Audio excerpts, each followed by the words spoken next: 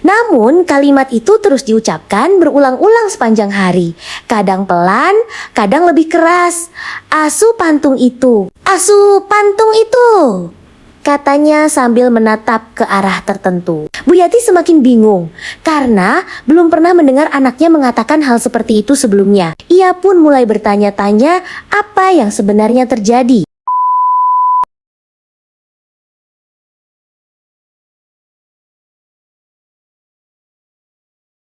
Hai guys, balik lagi di channel Kisah Horor. Bertemu lagi di video spesial akhir bulan. Akhirnya kita sudah sampai di akhir bulan Juni. Dan seperti biasanya aku akan menceritakan satu cerita horor episode 6. Ya, aku mau disclaimer dulu bahwa di video ini ada dokumentasi aslinya. Dan sekali lagi, korban yang aku lihatin adalah salah satu dari karakter Sakura atau game ini. Oh ya, untuk kisah ini aku buat dengan seseram mungkin agar merinding. Dan sekali lagi video ini cuman fiktif.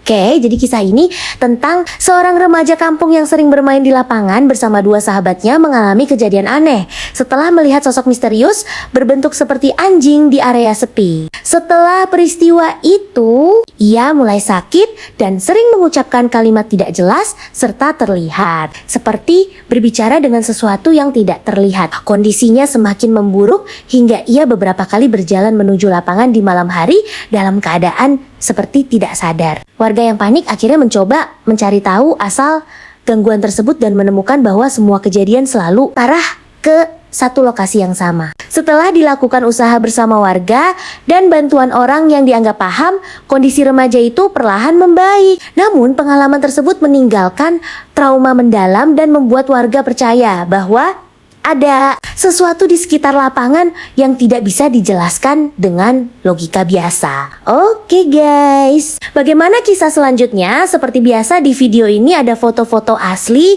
sebagai pendukung dan informasi tambahan di akhir video. Jadi sekarang tanpa berlama-lama langsung aja kita masuk ke videonya ya.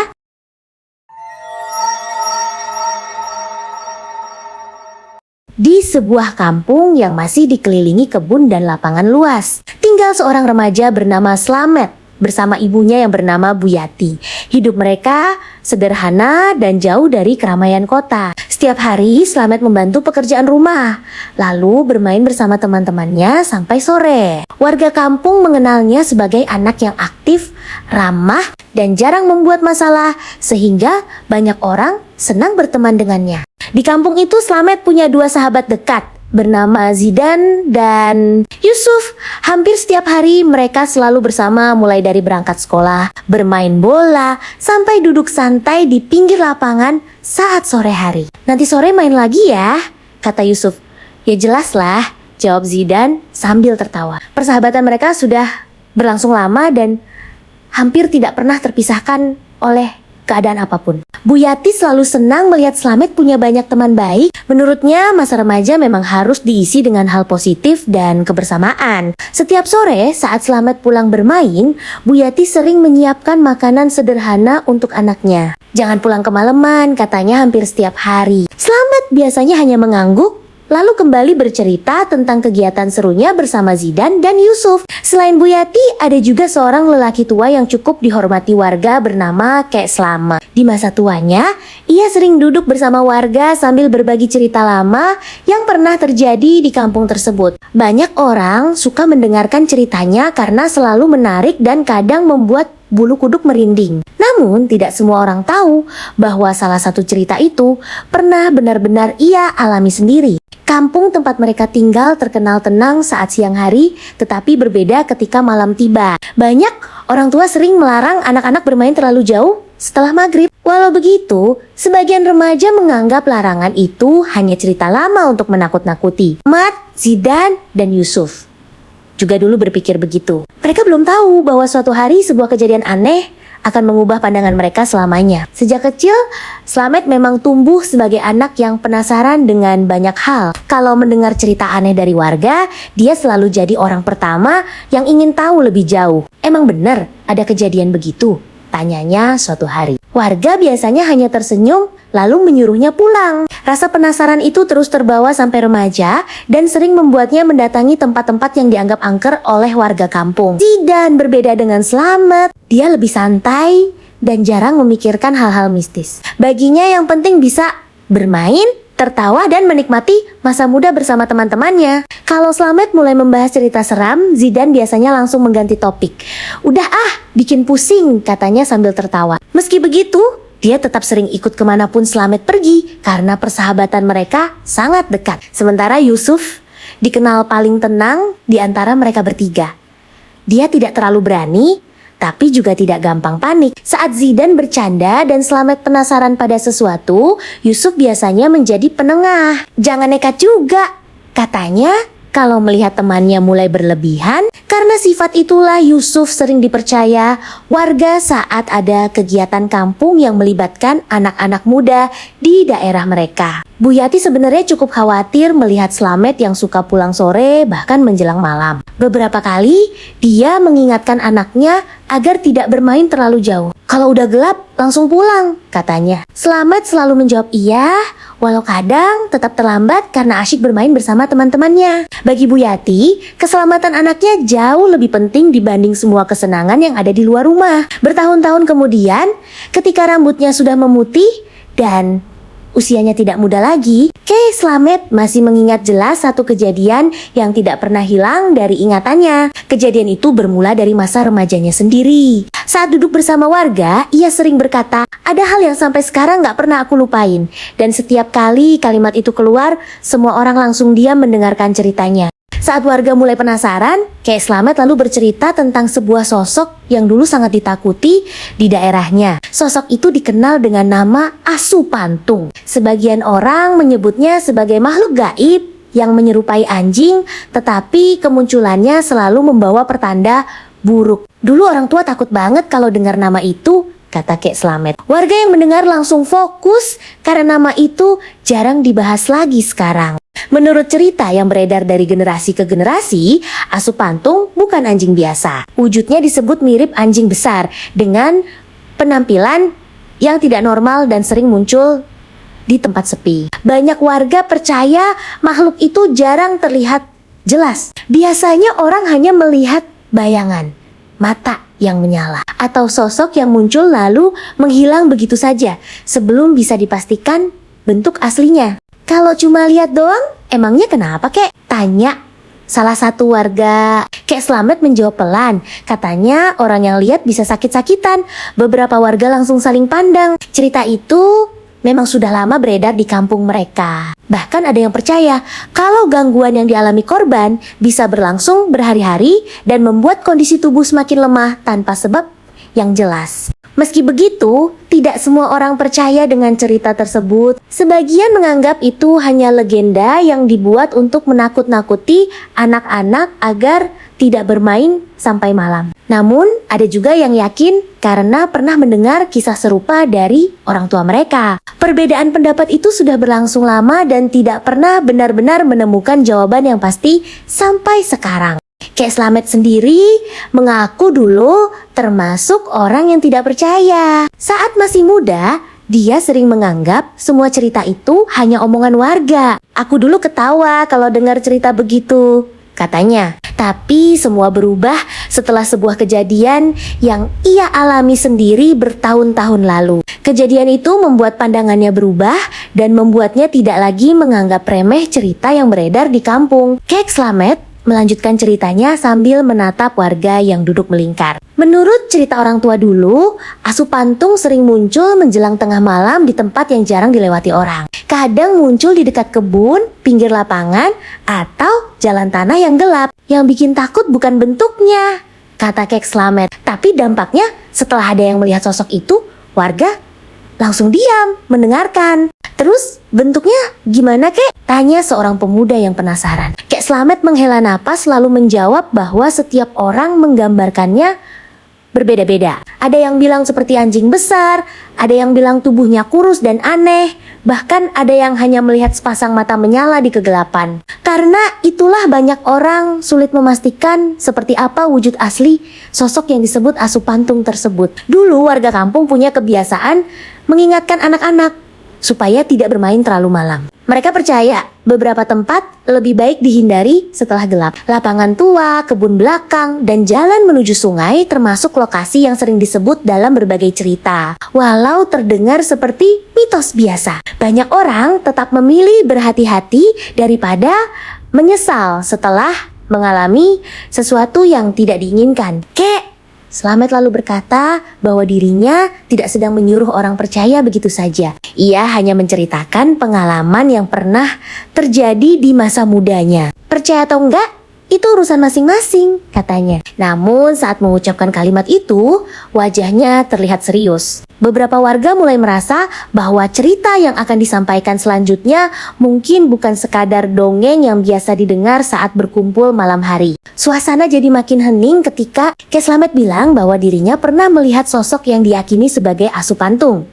Beberapa warga langsung maju sedikit karena penasaran. Awalnya aku juga gak percaya, katanya. Namun, kejadian yang dialaminya membuat semua berubah. Ia mengaku masih ingat jelas malam-malam yang penuh keanehan itu, walaupun peristiwanya sudah berlalu sangat lama sejak masa remajanya dulu. Menurut Kek Slamet, semua bermula ketika dirinya masih muda dan sering bermain sampai sore bersama teman-temannya. Saat itu hidup terasa biasa saja tanpa ada hal aneh yang mengganggu. Dia hanya remaja kampung yang senang bermain dan berkumpul. Tidak ada satupun yang menyangka bahwa sebuah pertemuan singkat dengan sosok misterius akan menjadi awal dari kejadian yang sulit dilupakan seumur hidup. Warga langsung menyimak lebih serius. Salah seorang bertanya, "Kek, waktu itu umur panjenengan berapa?" Kek Slamet menjawab bahwa saat kejadian terjadi, dirinya masih remaja dan belum terlalu paham soal cerita mistis yang beredar di kampung. Justru karena itulah dia tidak merasa takut ketika melihat sesuatu yang aneh untuk pertama kalinya. Padahal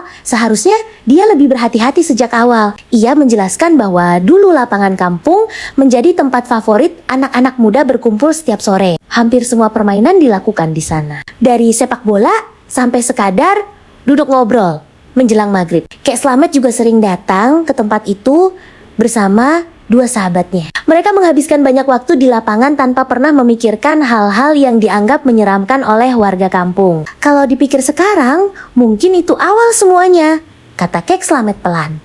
Warga tetap diam mendengarkan. Ia lalu mengingat kembali kejadian yang terjadi puluhan tahun lalu, tepatnya saat dirinya masih remaja. Sebuah masa yang penuh tawa bersama teman-teman sebelum akhirnya muncul sesuatu yang tidak bisa dijelaskan dengan logika dan mengubah hidupnya selama beberapa waktu. Setelah kejadian itu berlangsung, Kek Slamet mengatakan bahwa saat itu dirinya belum pernah mendengar langsung tentang Asupantung. Ia hanya sesekali mendengar orang tua membahas sosok aneh yang muncul di tempat sepi. Namun, karena masih remaja, ia tidak terlalu peduli dengan cerita tersebut. Baginya, yang penting bisa bermain bersama teman-temannya setiap sore, tidak ada rasa takut ataupun curiga terhadap apapun yang ada di sekitar lapangan kampung.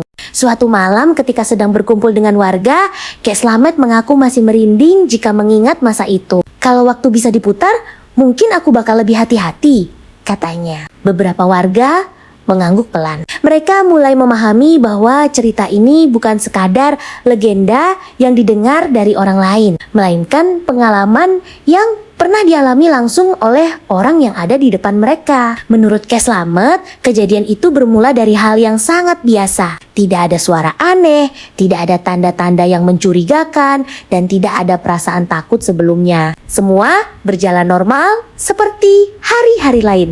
Karena itulah ia sama sekali tidak menyangka bahwa sebuah peristiwa yang tampak sepele akan berkembang menjadi pengalaman yang membuatnya sakit dan sering mengigau selama berhari-hari. Yang bikin aku bingung, waktu itu aku gak merasa ada bahaya sama sekali, kata Kek Slamet. Justru karena merasa aman, ia terus bermain hingga sore bersama sahabat-sahabatnya. Mereka tertawa, bercanda, dan berlari di lapangan tanpa memikirkan apapun. Tidak ada yang tahu bahwa di sekitar tempat itu mungkin ada sesuatu yang sedang memperhatikan mereka dari kejauhan tanpa disadari. Warga yang mendengarkan mulai saling pandang ketika cerita semakin serius. Salah satu dari mereka bertanya, "Terus, kapan pertama kali lihat sosok itu, Kek?" Kek Slamet menarik napas panjang sebelum menjawab. Ia berkata bahwa pertemuan pertama itu terjadi pada masa remajanya, tepat ketika dirinya sedang sering bermain di lapangan kampung bersama dua sahabat yang bernama Zidan dan Yusuf. Saat menyebut nama Zidan dan Yusuf, wajah Kek Slamet terlihat sedikit berubah, seperti sedang mengingat masa yang sangat jauh. Mereka bertiga memang hampir tidak pernah terpisah. Kemanapun pergi selalu bersama, bermain bola, mencari buah di kebun, sampai duduk santai di lapangan menjelang maghrib. Tidak ada yang menyangka bahwa sebuah kejadian aneh akan muncul di tengah masa remaja mereka yang terlihat biasa saja.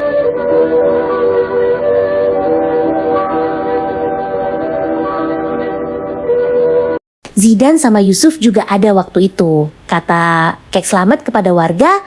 Beberapa orang langsung makin penasaran. Jika memang ada 3 orang di lokasi, mengapa hanya Slamet yang mengalami gangguan setelahnya? Pertanyaan itu membuat suasana semakin serius. Kek Slamet hanya mengangguk pelan lalu berkata bahwa semua akan jelas kalau ia menceritakan kejadian yang sebenarnya dari awal sampai akhir. Tahun 1989 menjadi tahun yang tidak pernah dilupakan oleh Slamet. Saat itu usianya masih remaja dan hampir setiap sore dihabiskan di lapangan kampung. Bersama Zidan dan Yusuf, ia sering bermain sampai menjelang gelap. Mereka merasa lapangan itu seperti tempat kedua setelah rumah. Setiap hari selalu ada cerita baru, canda, dan permainan yang membuat mereka betah berlama-lama di sana. Suatu sore yang terlihat biasa, Slamet datang lebih dulu ke lapangan. Tidak lama kemudian, Zidan dan Yusuf menyusul. "Main bola nggak?" tanya Zidan. "Mainlah," jawab Slamet cepat. Yusuf ikut tertawa, lalu meletakkan sandalnya di pinggir lapangan. Tidak ada firasat buruk sama sekali. Mereka hanya ingin menikmati sore seperti hari-hari sebelumnya tanpa memikirkan apapun. Lapangan itu berada tidak jauh dari kebun dan beberapa jalan kecil yang jarang dilewati warga saat sore menjelang malam. Meski begitu, anak-anak kampung tetap sering bermain di sana. Slamet dan kedua temannya juga menganggap tempat itu aman. Mereka berlari ke sana kemari sambil bercanda. Suasana sore terasa menyenangkan dan tidak menunjukkan tanda-tanda bahwa sesuatu yang aneh akan segera terjadi. Hari itu permainan berlangsung lebih lama dari biasanya. Zidan terus mengejar bola sambil tertawa, sedangkan Yusuf sibuk menggoda Slamet yang beberapa kali gagal menendang tepat sasaran. "Main yang benar dong, Bet," kata Yusuf. Slamet langsung membalas, "Lu aja sini coba." Mereka bertiga tertawa bersama. Tidak ada satupun yang sadar bahwa sore itu akan menjadi awal dari kejadian yang mengubah semuanya.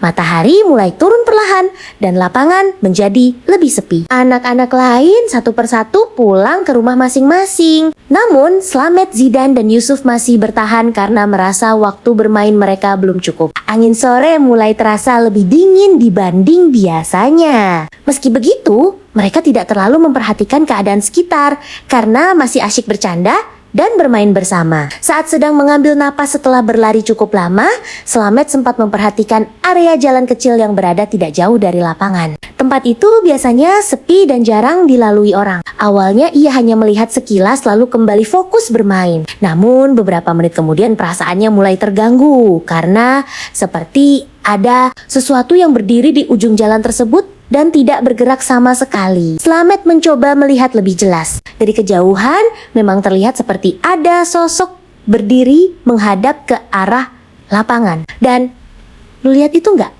Tanya Slamet. Zidan menoleh sebentar lalu menjawab, "Yang mana?" Yusuf juga ikut melihat tetapi tidak terlalu memperhatikan. Sosok itu tampak samar sehingga mereka mengira mungkin hanya orang lewat yang sedang berdiri di pinggir jalan. Karena penasaran, Slamet berjalan beberapa langkah mendekati arah jalan sepi tersebut. Namun ketika jaraknya mulai dekat dan penglihatannya lebih jelas, sosok yang tadi dilihat mendadak menghilang begitu saja. Slamet langsung berhenti. "Loh, kok hilang?" katanya bingung. Zidan dari lapangan berteriak, "Ngapain lu, Met?" Slamet hanya menggeleng lalu kembali karena mengira dirinya salah lihat saat itu. Slamet kembali bermain bersama Zidan dan Yusuf. Seperti biasa, meski begitu, pikirannya masih teringat pada sosok yang tadi sempat berdiri di jalan sepi. Ia mencoba mengabaikannya karena tidak ingin dianggap aneh oleh teman-temannya. "Udah lanjut aja," kata Zidan sambil mengambil bola. Slamet mengangguk lalu ikut bermain lagi, walau sesekali masih melirik ke arah tempat yang tadi dilihatnya. Beberapa waktu kemudian, permainan kembali berlangsung seru. Yusuf bahkan sempat bercanda sampai membuat mereka tertawa keras. Suasana terlihat normal seperti tidak terjadi apa-apa. Namun, ketika Slamet tanpa sengaja melihat ke arah lain di pinggir lapangan, ia kembali melihat sosok misterius itu. Kali ini posisinya berbeda dan terlihat lebih dekat dibanding sebelumnya, sehingga membuatnya terdiam beberapa detik. Dan, "Yusuf, lihat sana deh,"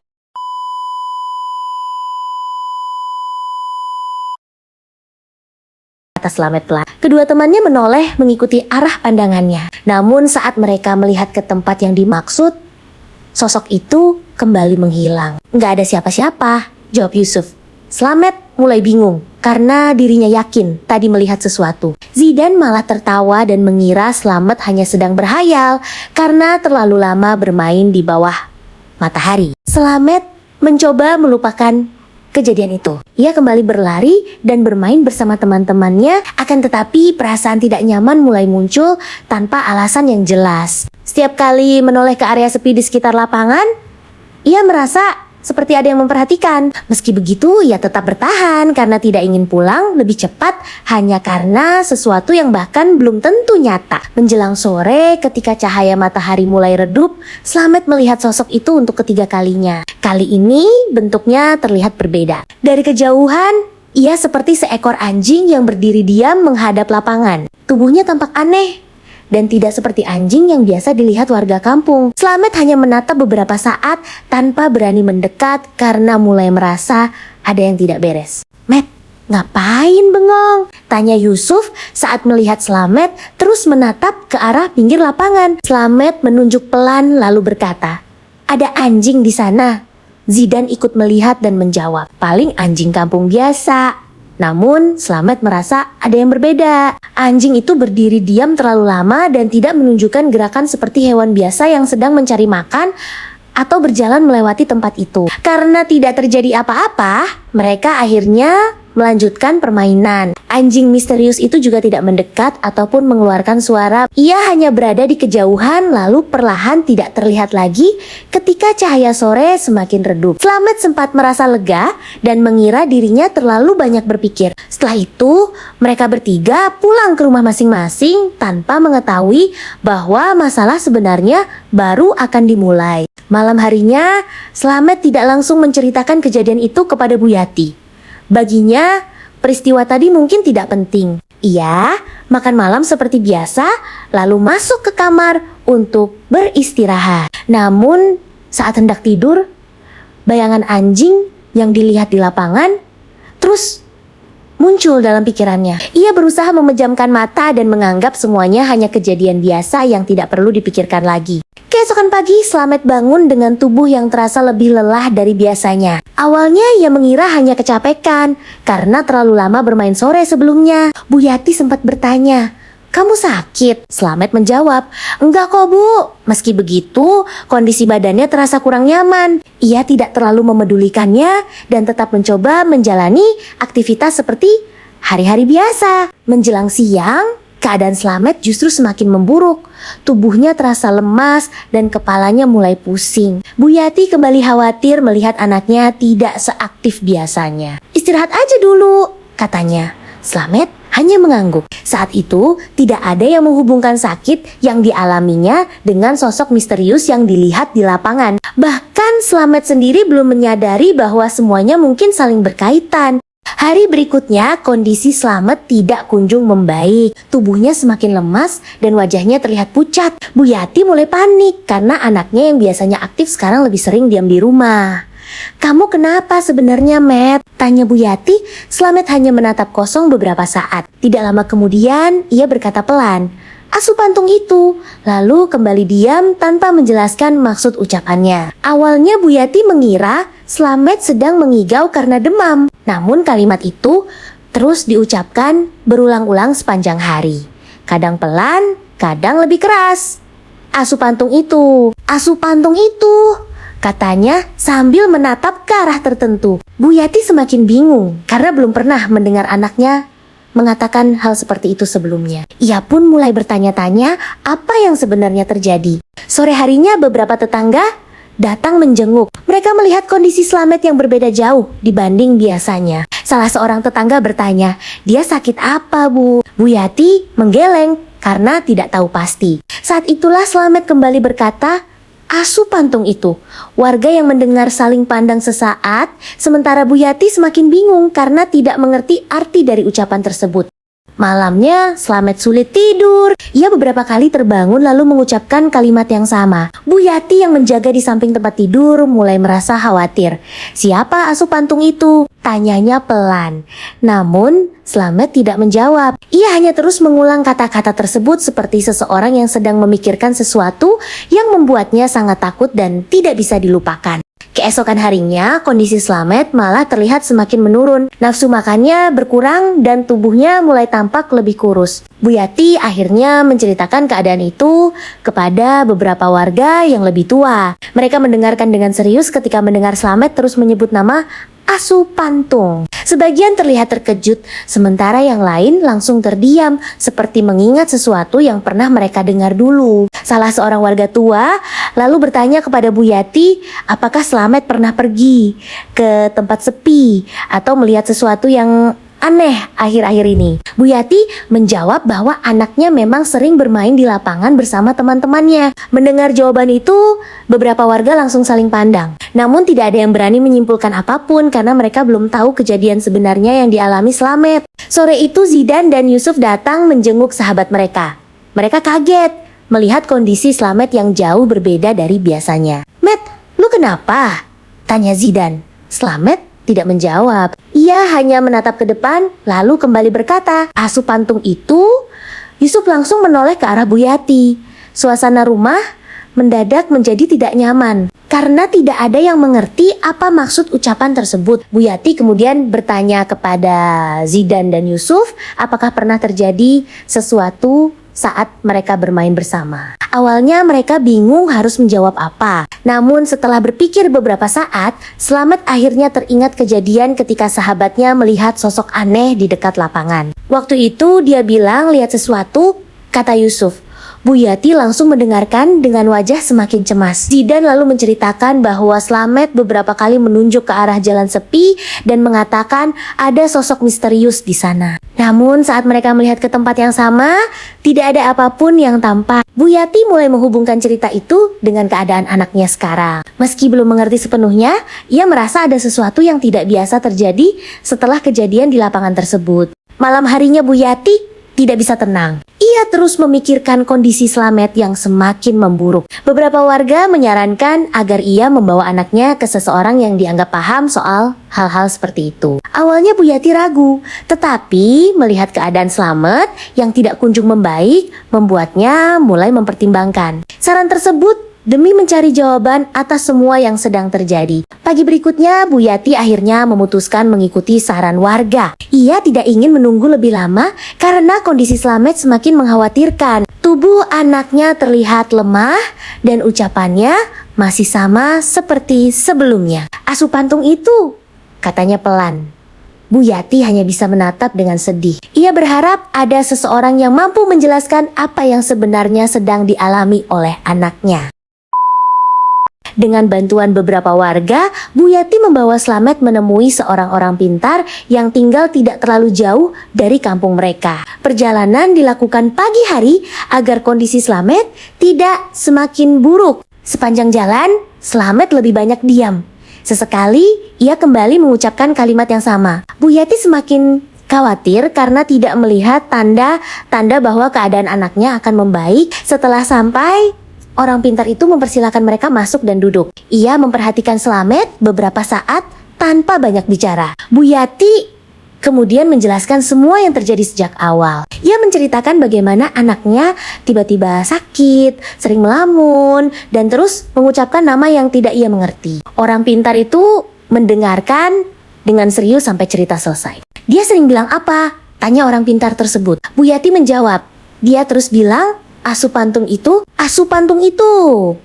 Mendengar kalimat itu, wajah orang pintar tersebut langsung berubah serius. Ia terdiam beberapa saat sebelum menatap Slamet kembali. Bu Yati yang melihat reaksinya menjadi semakin tegang karena merasa pria itu mungkin mengetahui sesuatu yang tidak ia pahami. Tidak lama kemudian, orang pintar itu berkata pelan, "Kalau benar dia menyebut asu pantung, berarti ada kemungkinan dia pernah melihat sosok itu."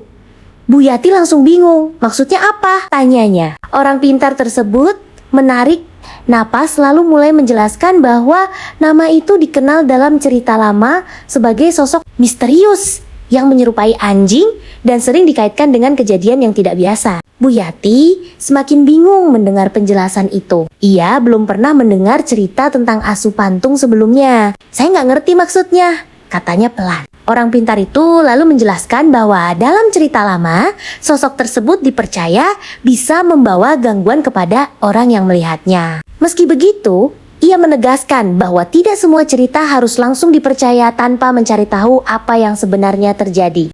Orang pintar itu kemudian berkata, ada yang percaya kalau orang yang melihat asu pantung bisa sakit-sakitan. Bahkan ada yang bilang bisa berbahaya kalau dibiarkan.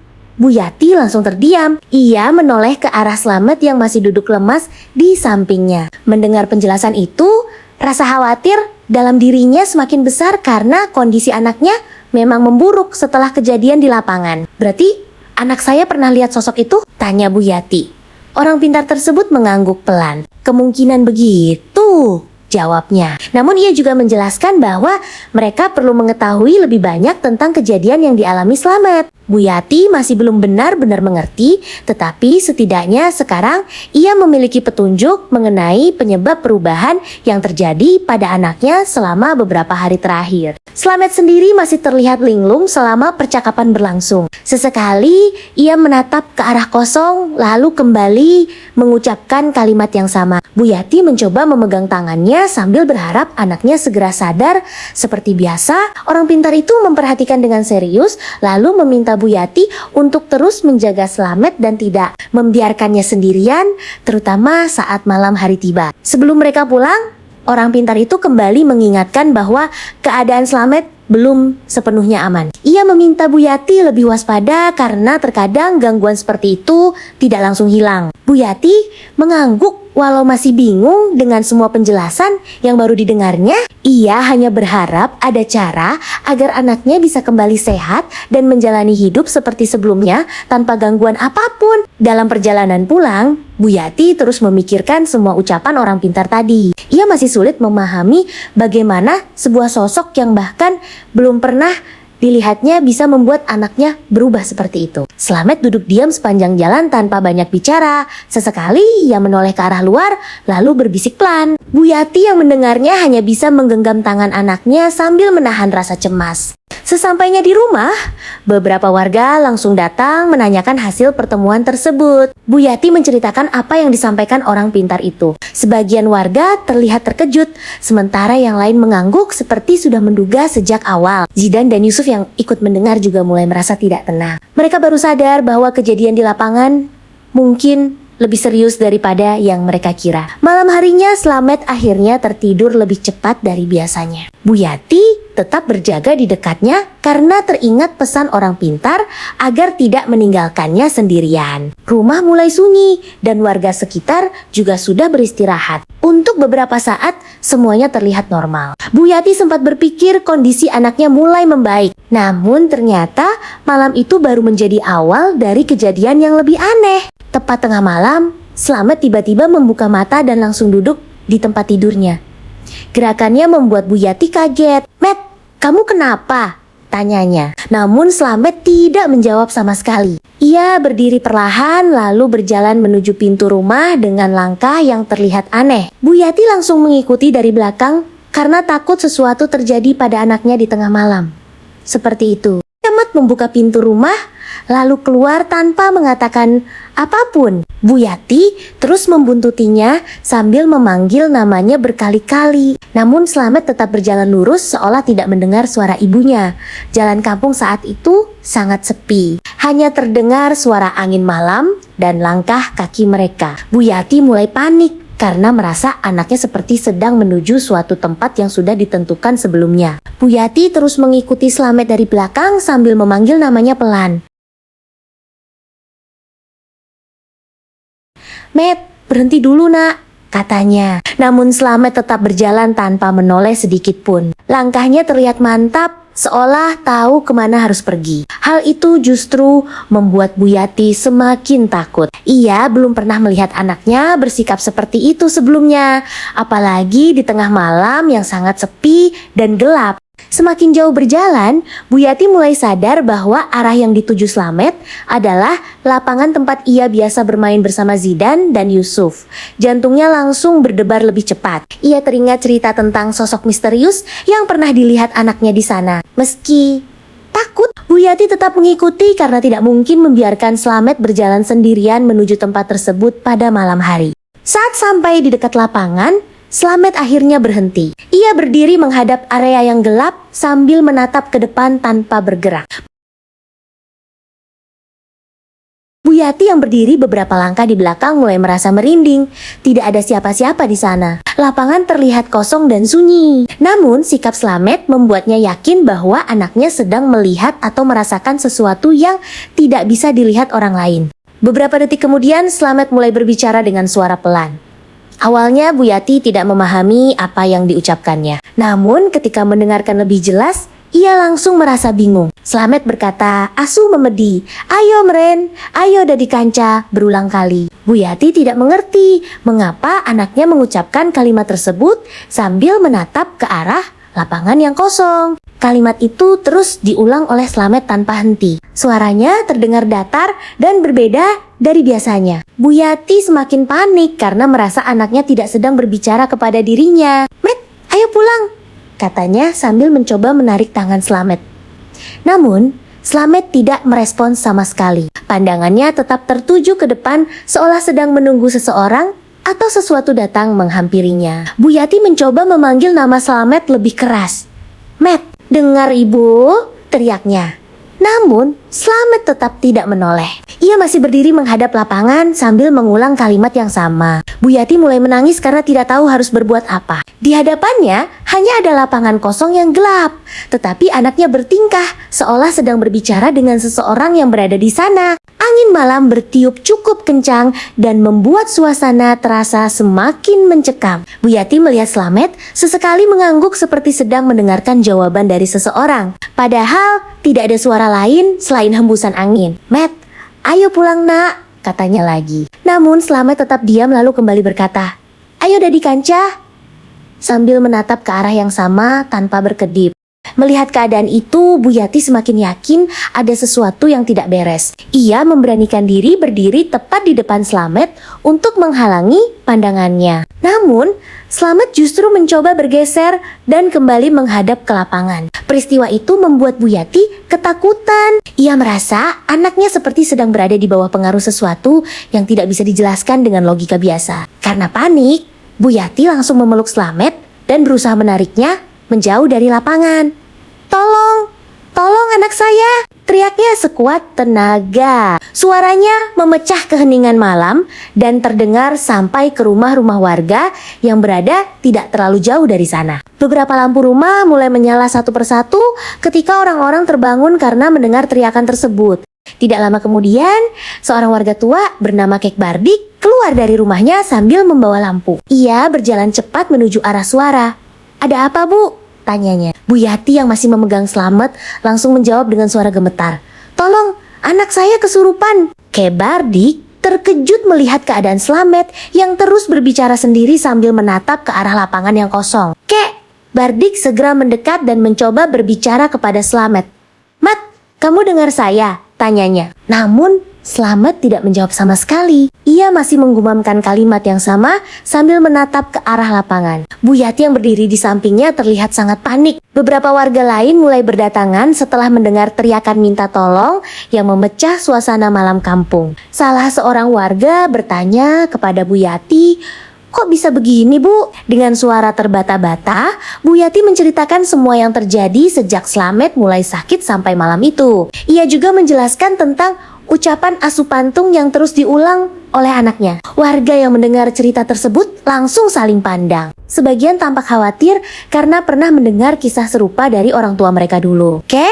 Bardik kemudian meminta beberapa warga membantu memegang Slamet agar tidak berjalan lagi ke arah lapangan. Meski tubuhnya terlihat lemah, Slamet beberapa kali berusaha melangkah maju. "Ayo Dadi Kanca," katanya pelan. Kalimat itu membuat suasana semakin tidak nyaman. Tidak ada seorang pun yang mengerti kepada siapa ucapan tersebut ditujukan karena lapangan di depan mereka tampak kosong.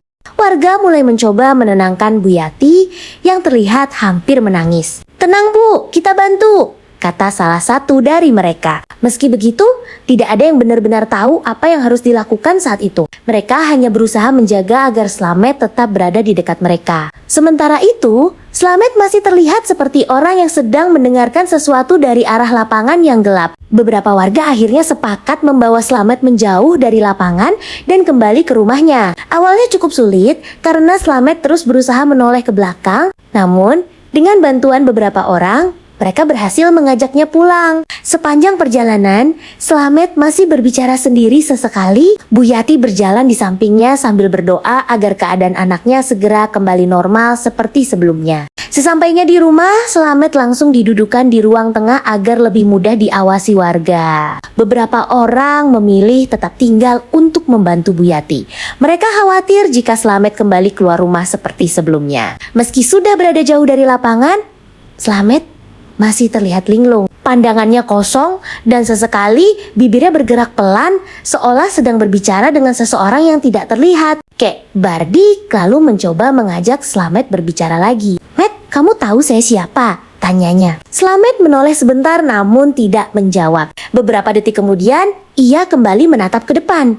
Keadaan itu membuat warga semakin cemas. Mereka merasa Slamet seperti tidak sepenuhnya sadar dengan lingkungan di sekitarnya. Bu Yati hanya bisa duduk di samping anaknya sambil terus memegang tangannya. Malam semakin larut, tetapi tidak ada yang berani pulang. Warga memilih berjaga sampai keadaan Slamet lebih tenang. Di sela pembicaraan mereka, beberapa orang mulai membahas kembali cerita lama tentang Asupantung. Ada yang percaya, ada juga yang ragu. Namun, melihat kondisi Slamet yang terus memburuk, membuat banyak warga mulai menganggap cerita tersebut bukan sekadar dongeng yang diwariskan turun-temurun. Menjelang dini hari, keadaan Slamet sedikit lebih tenang. Walau belum kembali normal, ia tidak lagi berusaha keluar rumah, tetapi masih sering berbicara sendiri dengan suara yang sangat pelan. Warga akhirnya memutuskan bergantian menjaga sampai pagi. Sebelum pulang, sementara, Bardik berpesan kepada Bu Yati agar tetap mengawasi Slamet dan segera memberitahu warga jika terjadi sesuatu lagi.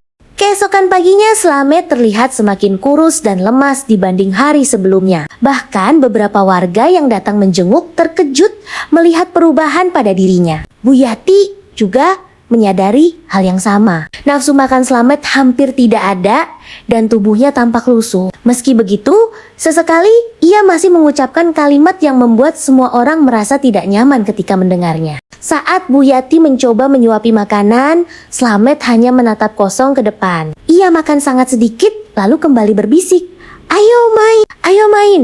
Kalimat itu berbeda dari sebelumnya, tetapi tetap membuat Bu Yati khawatir. Ia tidak tahu kepada siapa anaknya mengajak bermain. Yang jelas, keadaan Slamet masih jauh dari normal dan tidak menunjukkan tanda-tanda akan pulih dalam waktu dekat.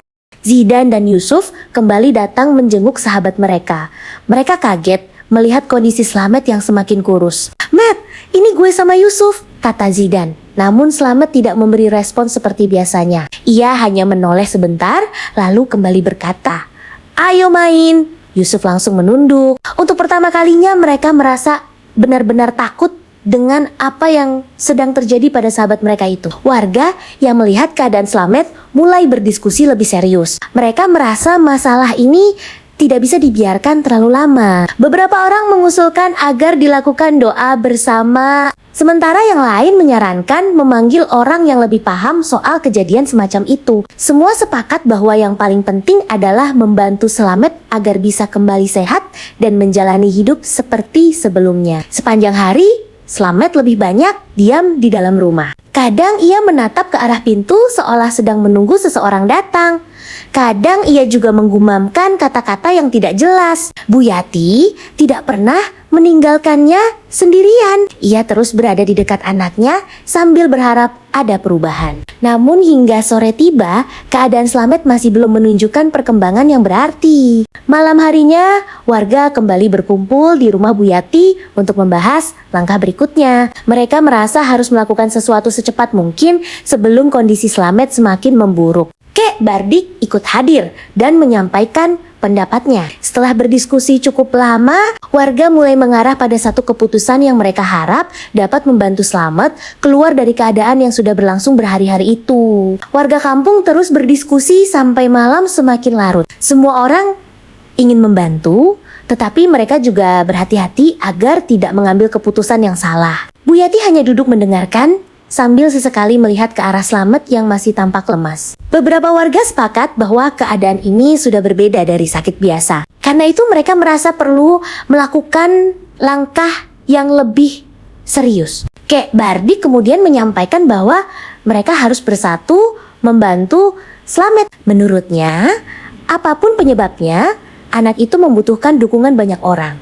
Warga lain mengangguk setuju. Tidak ada yang ingin melihat kondisi Slamet semakin memburuk. Suasana pertemuan malam itu cukup tenang, walau rasa khawatir masih terlihat jelas di wajah orang-orang yang hadir di rumah. Bu Yati. Di tengah pembicaraan, Zidan dan Yusuf juga ikut menyampaikan apa yang mereka lihat saat bermain di lapangan beberapa waktu lalu. Mereka menjelaskan bagaimana Slamet beberapa kali menunjuk ke arah tempat yang menurutnya ada sosok misterius. Cerita itu membuat warga semakin yakin bahwa kejadian di lapangan memiliki hubungan dengan kondisi Slamet yang sekarang sedang mereka hadapi bersama. Bu Yati mendengarkan semua cerita itu dengan perasaan campur aduk. Ia sedih melihat anaknya berubah drastis dalam waktu singkat. Namun di sisi lain ia bersyukur karena banyak warga yang peduli dan mau membantu. Setidaknya ia tidak harus menghadapi semuanya sendirian. Dukungan dari orang-orang sekitar membuatnya sedikit lebih kuat menghadapi situasi yang sangat sulit tersebut. Menjelang akhir pertemuan, warga mulai menyusun rencana untuk hari berikutnya. Mereka ingin mencari cara yang dianggap baik oleh masyarakat setempat untuk membantu Slamet. Semua berharap keadaan bisa segera membaik. Sementara itu, Slamet masih duduk diam dengan tatapan kosong. Sesekali bibirnya bergerak pelan, tetapi suaranya terlalu kecil untuk didengar oleh orang-orang yang berada di dekatnya. Pagi berikutnya, suasana kampung terasa lebih tegang dari biasanya. Beberapa warga sudah berkumpul sejak pagi di rumah Bu Yati. Mereka ingin memastikan kondisi Slamet sebelum melanjutkan rencana yang sudah dibicarakan malam sebelumnya. Slamet sendiri terlihat masih lemas dan tidak banyak bergerak. Bu Yati duduk di sampingnya sambil terus memperhatikan setiap perubahan kecil yang terjadi pada anaknya. Zidan dan Yusuf datang lebih awal dari biasanya. Mereka terlihat lebih serius dari hari-hari sebelumnya. "Matt, ini gue Zidan," kata Zidan pelan. Slamet menoleh sebentar, lalu kembali diam. Yusuf hanya menghela napas panjang. Mereka berdua merasa tidak nyaman melihat sahabatnya dalam kondisi seperti itu. Tidak ada lagi tawa seperti dulu saat mereka bermain di lapangan setiap sore. Kek Bardik kemudian mengajak warga untuk mulai melakukan apa yang sudah mereka rencanakan. Meski tidak semua orang yakin, sebagian besar setuju untuk mencoba. Bu Yati hanya bisa mengikuti karena berharap ada perubahan pada anaknya. Slamet dibantu duduk lebih tegak di ruang tengah. Ia masih sesekali bergumam pelan, tetapi tidak lagi berusaha berjalan atau menuju tempat tertentu seperti sebelumnya. Warga mulai berkumpul lebih rapat di sekitar Slamet. Suasana menjadi hening. Tidak ada yang banyak bicara. Hanya terdengar suara napas dan doa pelan dari beberapa orang. Bu Yati menggenggam tangan Slamet erat-erat. Ia berharap anaknya bisa kembali sadar sepenuhnya. Di tengah suasana itu, Slamet tiba-tiba berhenti bergumam dan menatap kosong ke depan lebih lama dari biasanya. Beberapa saat kemudian, Slamet mulai berteriak keras tanpa peringatan. "Ayo main, ayo main!" teriaknya berulang-ulang. Warga langsung kaget dan berusaha menenangkannya. Tubuh Slamet mulai bergerak tidak terkendali. Kek Bardik meminta semua orang tetap tenang dan terus berdoa. Bu Yati menangis sambil memegang anaknya yang tiba-tiba berubah sangat agresif dibanding sebelumnya. Suasana di rumah Bu Yati langsung kacau. Slamet meronta lebih keras sambil terus mengulang, "Ayo main, ayo main." Warga berusaha menahan tubuhnya agar tidak melukai diri sendiri. Zidan dan Yusuf ikut membantu sambil terlihat panik. "Met, sadar Met," teriak Yusuf. Tapi Slamet tidak merespons, seolah ada sesuatu yang membuatnya tidak bisa mendengar suara orang-orang di sekitarnya. Kek Bardik meminta semua warga untuk tetap tenang dan tidak panik. Ia mencoba mendekat lalu berbicara pelan ke Slamet. "Kalau kamu dengar saya, tenang dulu," katanya. Namun Slamet tetap tidak berhenti meronta. Matanya terlihat kosong sesaat, lalu kembali berteriak. Bu Yati semakin menangis karena melihat anaknya seperti bukan dirinya sendiri lagi pada saat itu. Beberapa warga mulai memperkuat pegangan agar Slamet tidak bergerak terlalu jauh. Suasana rumah terasa penuh tekanan. Tidak ada yang benar-benar tahu apa yang sedang terjadi, tetapi semua orang merasa ada sesuatu yang tidak biasa sedang berlangsung. Di sela keributan itu, Slamet sempat berhenti sebentar lalu menatap ke arah jendela dengan ekspresi kosong yang membuat suasana semakin menegangkan. Setelah beberapa detik diam, Slamet kembali berbicara pelan.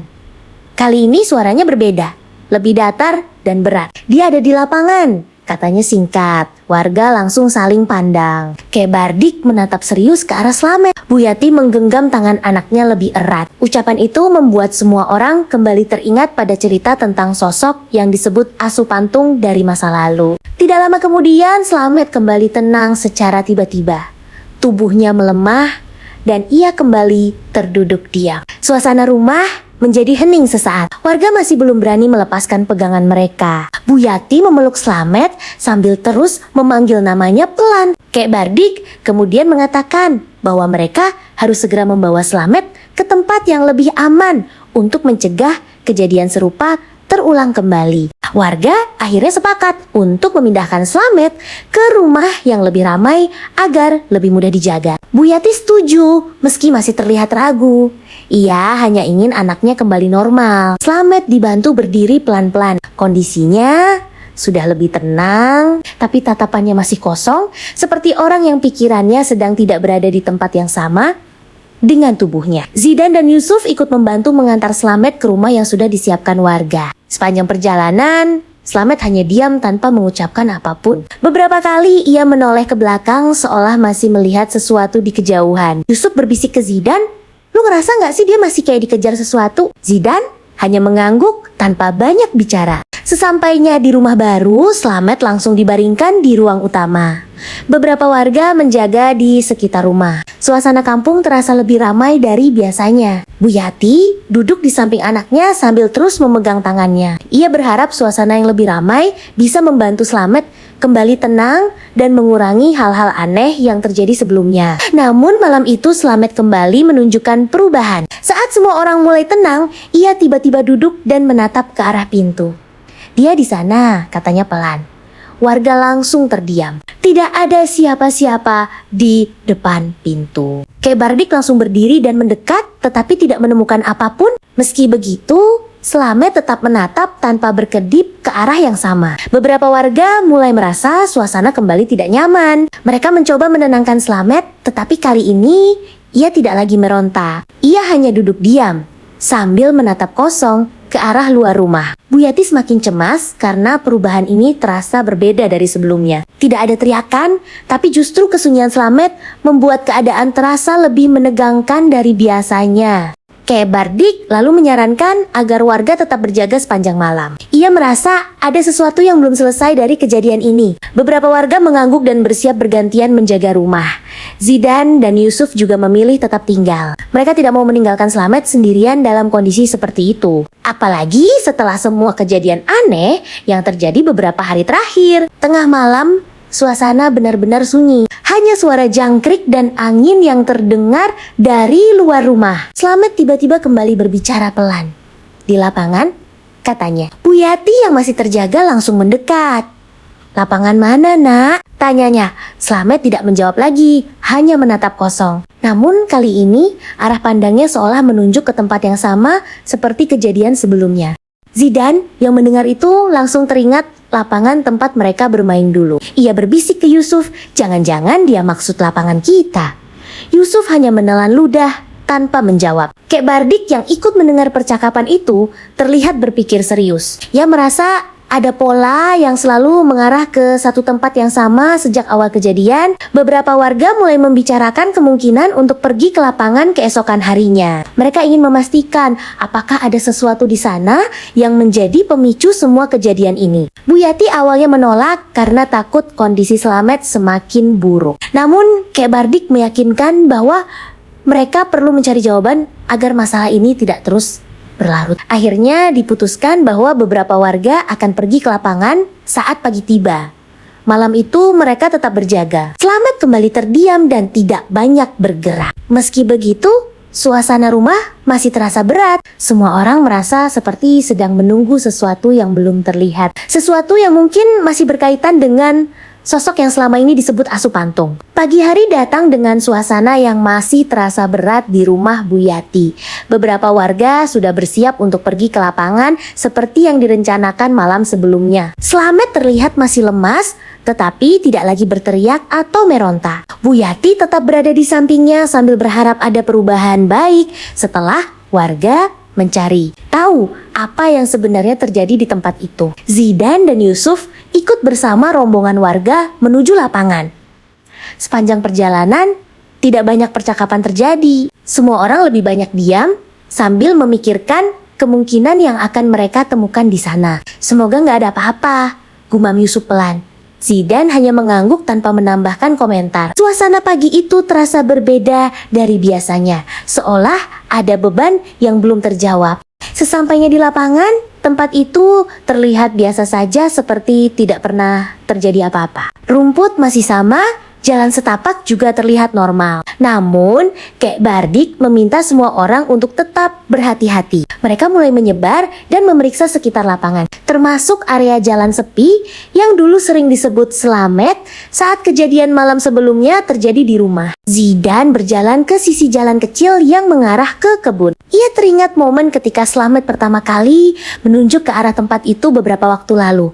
Yusuf ikut di belakangnya. Gue ngerasa aneh di sini, kata Zidan pelan. Yusuf hanya diam sambil memperhatikan sekitar. Tidak ada tanda-tanda aneh, tetapi suasana tetap terasa tidak nyaman tanpa alasan yang jelas. Tiba-tiba salah satu warga memanggil dari arah lain. Mereka menemukan sesuatu di dekat pinggir lapangan. Namun, bukan sesuatu yang jelas atau mudah dijelaskan. Semua orang segera mendekat.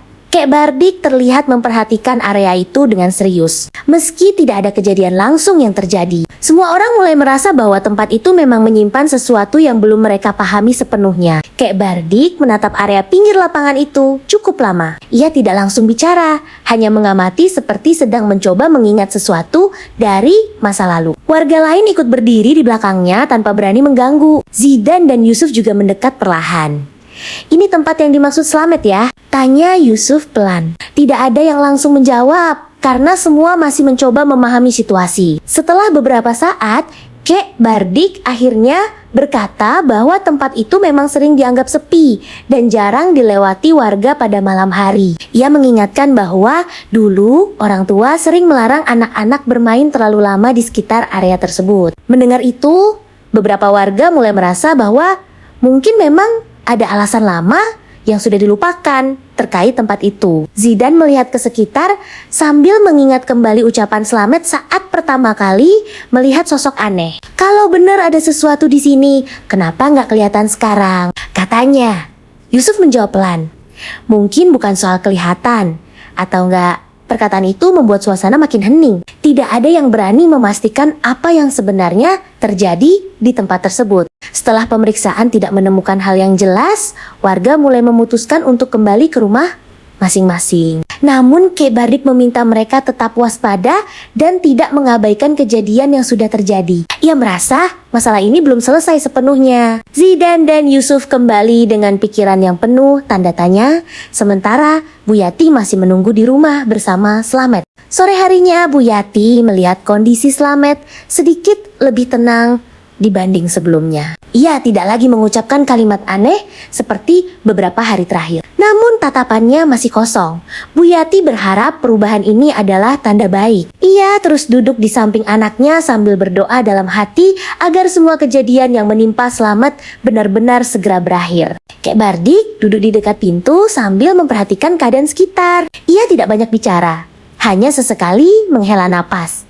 Zidan dan Yusuf duduk tidak jauh darinya. Semoga udah selesai, kata Yusuf pelan. Zidan tidak langsung menjawab, hanya menatap ke arah Slamet yang tidur di dalam ruangan. Mereka semua masih merasa ada sesuatu yang belum benar-benar tuntas. Tiba-tiba Slamet bergerak pelan di tempat tidurnya. Semua orang langsung memperhatikan. Ia membuka mata perlahan, lalu menatap langit-langit rumah. Tidak ada suara atau teriakan seperti sebelumnya. Bu Yati langsung mendekat dan memanggil namanya. Matt, katanya pelan. Slamet hanya diam beberapa detik, lalu menoleh ke arah ibunya dengan tatapan yang sedikit lebih sadar dari sebelumnya. Aku capek, kata Slamet pelan untuk pertama kalinya setelah beberapa hari. Bu Yati langsung menangis lega. Warga yang melihat itu juga merasa sedikit tenang. Meski begitu, Kek Bardik tetap mengingatkan bahwa mereka harus tetap waspada. Ia percaya kejadian seperti ini tidak selalu selesai begitu saja. Namun, untuk saat itu, setidaknya kondisi Slamet mulai menunjukkan tanda-tanda membaik. Beberapa hari kemudian, keadaan kampung perlahan kembali normal. Slamet mulai pulih meski tidak sepenuhnya melupakan kejadian yang dialaminya. Ia tidak lagi pergi ke lapangan sendirian dan lebih sering tinggal di rumah. Kek Bardik menutup ceritanya kepada warga dengan pesan bahwa tidak semua hal harus dicari sampai tuntas jika tidak siap dengan jawabannya. Sejak saat itu, nama Asu Pantung tetap menjadi cerita yang diingat warga sebagai peringatan di kampung mereka. Oke guys, itu dia kisah Kek Slamet dengan kehororannya. Dan gak nyangka, hanya melihat anjing, kita bisa sakit-sakit, bahkan trauma. Dan ternyata anjing itu bukan anjing biasa. Oke guys, seperti biasa di video ini ada informasi tambahan, simak baik-baik ya. Apa kabar Kek? Selamat sekarang. Kek Slamet sekarang sudah jauh lebih tenang dibanding masa kejadian itu. Setelah semua peristiwa aneh yang pernah terjadi di masa lalunya, kondisinya perlahan pulih dan ia bisa kembali menjalani hidup seperti biasa di kampung. Walaupun usianya sudah tua, ia masih sering terlihat duduk santai di depan rumah sambil mengamati warga yang lewat, seperti orang yang sudah banyak melewati berbagai pengalaman hidup. Secara fisik, Kek Slamet masih sehat untuk ukuran orang tua. Namun ia menjadi lebih pendiam dibanding dulu.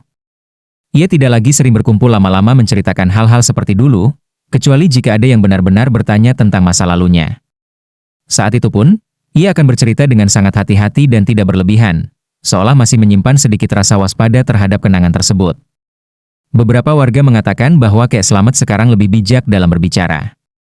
Ia sering memberikan nasihat agar anak muda tidak terlalu sering bermain sampai larut malam di tempat sepi. Menurutnya, bukan karena takut pada cerita, tetapi karena pengalaman masa lalu membuatnya lebih berhati-hati dalam melihat hal-hal yang tidak bisa dijelaskan secara langsung. Meski sudah lama berlalu, sesekali Kek Slamet masih terdiam lama ketika melihat lapangan atau jalan sepi di kampungnya. Tidak ada yang tahu pasti apa yang ia pikirkan saat itu. Namun ia tidak pernah lagi menunjukkan tanda-tanda ketakutan seperti dulu. Ia lebih memilih diam dan melanjutkan aktivitasnya tanpa membahas masa lalu secara terbuka. Pada akhirnya, Kek Slamet tetap hidup tenang di kampungnya bersama Bu Yati dan warga lain yang sudah mengenalnya sejak lama. Cerita masa lalunya menjadi bagian dari kisah yang hanya dibicarakan jika diperlukan saja. Bagi sebagian orang, ia adalah contoh seseorang yang pernah melewati pengalaman sulit, tetapi berhasil kembali menjalani hidup dengan lebih tenang dan hati-hati. Apakah sosok Asu Pantung masih ada? Secara cerita dan kepercayaan masyarakat, keberadaan sosok itu masih dianggap ada dalam bentuk cerita rakyat, bukan sesuatu yang bisa dipastikan secara ilmiah. Di beberapa daerah, orang masih percaya bahwa makhluk seperti itu bisa muncul di tempat sepi, tapi tidak ada bukti pasti yang menunjukkan keberadaannya secara nyata. Karena itu, lebih tepat dianggap sebagai bagian dari legenda dan kepercayaan lama yang masih hidup di cerita masyarakat. Di kampung Kek Slamet sendiri, setelah kejadian lama itu, tidak pernah ada lagi laporan yang benar-benar sama persis seperti yang dulu dialami. Lapangan dan jalan sekitarnya kembali digunakan warga seperti biasa. Anak-anak tetap bermain di siang hari tanpa kejadian aneh. Namun orang tua tetap sering mengingatkan untuk tidak terlalu lama berada di luar saat malam sudah mulai gelap. Meski tidak terlihat lagi, cerita tentang sosok itu tetap menjadi bahan pembicaraan dari waktu ke waktu.